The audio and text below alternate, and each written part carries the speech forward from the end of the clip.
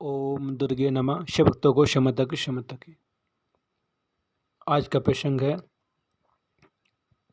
सावित्री देवी यमराज से पूछ रही है कि नरक कितने प्रकार के होते हैं और मनुष्य उन नरकों में कितने समय तक दुख भोगता है।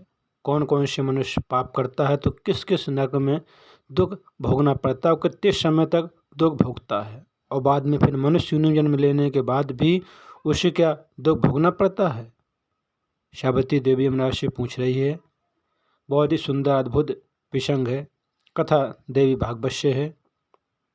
यमराज बोले, हे पुत्री, मैं तुमको बता रहा हूँ नरक कितने प्रकार के होते हैं और उन नरकों में मनुष्य जो पाप करता है तो कौन कौन से नरक में जाता है और कितने समय तक उन नरकों में दुख भोगता है, वास करता है, और फिर पृथ्वी पर जन्म लेने के बाद भी कौन कौन से उनको कष्ट भोगने पड़ते हैं, मैं तुमको बता रहा हूँ। सावित्री, ध्यान से सुनो। यमराज बोले, जो मनुष्य अपनी कन्या को पाल पोष कर धन के लोभ से कन्या को बेच देता है वह मनुष्य महामूर्ख मांस कुंड नामक नरक में जाता है। वह मनुष्य लाखों वर्षों तक नरक में दुख भोगता रहता है और जब तक नरक कुंड से बाहर निकलता है तब यमदूत दंड से उसको बहुत पीटते हैं। इसके बाद वह पापी मनुष्य 60,000 वर्षों तक मलमूत्र का कीड़ा बनकर रहता है। इसके बाद वह मनुष्य 7 जन्मों तक पशु योनियों में और 3 वर्षों तक सुअर योनि में और 7 जन्मों तक मेढक की योनि में और 7 जन्मों तक जोक की योनि में और फिर 7 जन्मों तक कोई की योनि में जाता है। इसके बाद जब जीव मनुष्य योनि में आता है तब उस मनुष्य को जीवन भर एक रोग से पीड़ित रहना पड़ता है, और जो दयाहीन मनुष्य विष के द्वारा किसी दूसरे मनुष्य की या जीव जंतुओं की हत्या करता है वह मनुष्य हजारों वर्षों तक विष कुंड नामक नरक में भोगता है, और 7 जन्मों तक मनुष्य योनि में उसके शरीर में बड़े बड़े घाव रहते हैं। वो घाव से वो पीड़ित रहता है, दुख भोगता है, और 7 जन्मों तक उसके शरीर में कोढ़ से वो ग्रसित रहता है, और मनुष्य योनि में बार बार जन्म लेकर वह मृत्यु को प्राप्त होता है और दुख भोगता है। बार बार जन्म लेता है और दुख भोगता है और मृत्यु को प्राप्त हो जाता है बार बार मनुष्य योनि में। यमराज बोले, हे सावित्री, मनुष्य जो पाप करता है वो इन नरकों में जाता है। जो मनुष्य मधुमक्खियों को मारकर मधु को लेता है, शहद को लेता है, वह मनुष्य हजारों वर्षों तक गरल कुंड नरक में वास करता है, और नरक कुंड से जब वह जीव बाहर निकलता है तब यमदूत उसे बहुत पीटते हैं। इसके बाद वह मनुष्य मधुमक्खी योनि में जन्म लेता है। जो ब्राह्मण कछुआ का मांस खाता है वह ब्राह्मण 100 वर्षों तक कूर्म कुंड नामक नरक में वास करता है। नरक कुंड में उसे कछुआ काटते रहते हैं। इसके बाद वह ब्राह्मण 3 जन्मों तक कछुआ योनि में जन्म लेकर वह 3 जन्मों तक सूअर योनि में जन्म लेकर 3 जन्मों तक बिल्ली की योनि में और 3 जन्मों तक मोर की योनि में जन्म लेता है। और जो मनुष्य बलिष्ठ अपने बल के अहंकार में छल से किसी मनुष्य की हत्या करके उसके संपत्ति का हरण कर लेता है या परिवार वालों की हत्या करके उसके धन का हरण कर लेता है, वे मनुष्य तप्त सूची कुंड नामक नरक में वास करते हैं। उसी नरक कुंड में दुख भोगते रहते हैं। लाखों वर्षों तक उन नरक कुंडों में दुख भोगते रहते हैं। इसके बाद मलमूत्र का कीड़ा होता है। इसके बाद वह मनुष्य योनि में जन्म लेकर भूमिहीन और दुखी रहता है जीवन भर। और जो निर्दयी मनुष्य खड़ग से, तलवार से किसी जीव को काटते हैं, उनकी हत्या करते हैं, या फिर कोई मनुष्य धन के लोभ से किसी मनुष्य की हत्या कर देता है, तो वह मनुष्य स्वतः इंद्र की सीमा पर्यंत असीपत्र वन नामक नरक में वास करता है। यमदूतों से पीटे जाने के कारण वह मनुष्य बहुत जोर जोर से चिल्लाता है और रोता रहता है। इसके बाद वह मनुष्य 100 जन्मों तक कीड़ा की योनि में और 100 जन्मों तक सूअर की योनि में, 7 जन्मों तक मुर्गा की योनि में, 7 जन्मों तक सियार की योनि में और 7 जन्मों तक बाघ की योनि में और 3 जन्मों तक भेड़िए की योनि में और 7 जन्मों तक मेढक की योनि में होता है।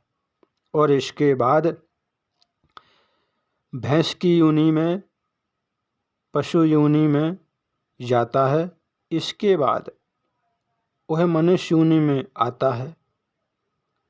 जो मनुष्य दूसरे के कान में अपना मुख लगाकर पराई निंदा करता है और परदोष निकालकर बड़ी बड़ी डींग हाँकता है और दूसरे को पापी बताता है, उसकी निंदा करता रहता है और देवता और ब्राह्मणों की निंदा करता है, वह मनुष्य सूची मुख नामक नरक में 3 युगों तक वास करता है। नरक कुंड से उस मनुष्य को बहुत कष्ट मिलते हैं उस नरक कुंड में।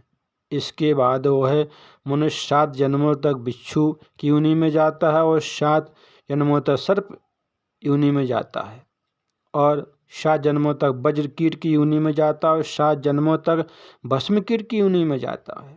इसके बाद मनुष्य योनि में जन्म लेकर वह मनुष्य जीवन भर रोगग्रस्त रहता है। जो मनुष्य घर में घुसकर वस्तुओं की चोरी करता है और गाय, बकरी, भेड़ को चुराता है, वह मनुष्य गोकामुख नामक नरक में जाता है।